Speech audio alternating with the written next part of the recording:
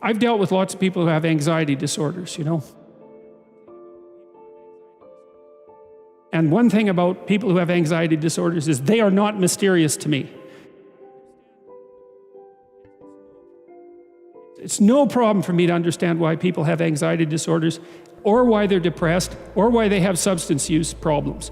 The mystery to me is always why people don't have all of those things at once, because everybody has a reason to be anxious. In fact, we have the ultimate reason to be anxious because we know that we're vulnerable and we know that we're going to die. And how you cannot be anxious under those circumstances is a great mystery. It's a massive mystery.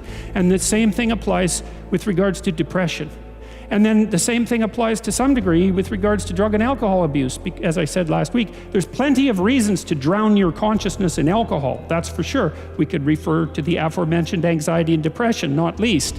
And the sorts of drugs that people are prone to take are chemicals that take the affective edge off the tragedy of life. So back to the issue of fear.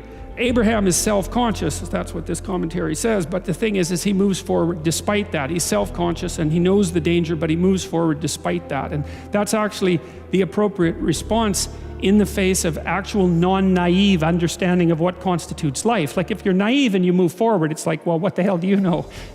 There's no courage in naivety because you don't know what there is to stop you. You don't know what dangers you might apprehend, but to be aware of what it is that your problem is. So to be alert existentially, let's say, or to be fully self-conscious means that you're perfectly aware of your limitations and how you might be hurt.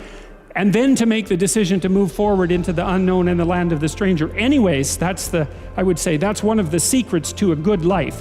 And I can say that really without fear of contradiction, I would say, because the clinical literature on this is very, very, very clear. What you do with people who are afraid, and to some degree depressed, but certainly anxious, is you lay out what they're anxious about, first of all, in detail. What is it that you're afraid of? What might happen? And then you decompose it into small problems, hypothetically manageable problems, and then you have the person expose themselves to the thing that they're afraid of, and what happens isn't that they get less afraid. That isn't what the clinical literature indicates exactly. What happens instead is they get braver. And that's not the same thing, right? Because if you get less afraid, it's like, well, the world isn't as dangerous as I thought it was, silly me. If you get braver, that's not what happens. What happens is, yeah, the damn world's just as dangerous as I thought, or maybe it's even more dangerous than I thought, but it turns out that there's something in me that responds to taking that on as a voluntary challenge and grows and thrives as a consequence. And there's no doubt about this. Even the psychophysiological findings are quite clear.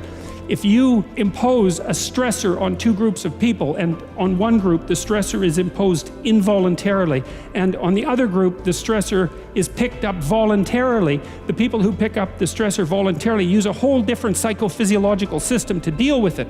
They use the system that's associated with approach and challenge, and not the system that's associated with defensive aggression and withdrawal.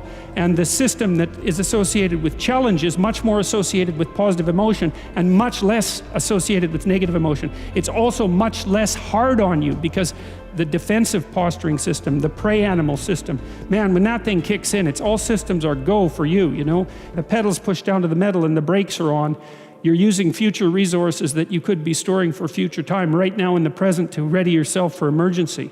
So there's nothing simple or trivial at all about the idea of being called to move forthrightly forward into the strange and the unknown.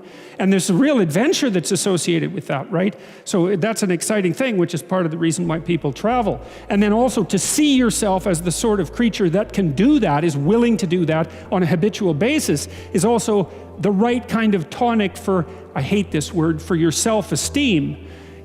Because the self-esteem has nothing to do with feeling good about yourself. As I already mentioned, there isn't necessarily a reason why a priori you should just feel good about yourself. But if you can view yourself acting in a courageous and forthright manner and encountering the world and trying to improve your lot and taking risks, in a non-naive way, well, then you have something that you can comfort yourself with at night when you're wondering what the whole damn point is of your futile and miserable life.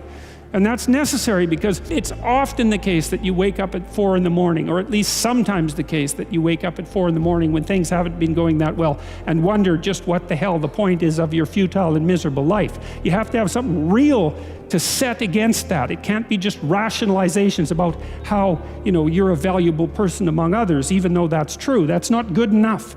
You need something that's more realistic to set against that. And observing courage in yourself is definitely one of the things that can help you sleep soundly at night when things are destabilized a little bit around you.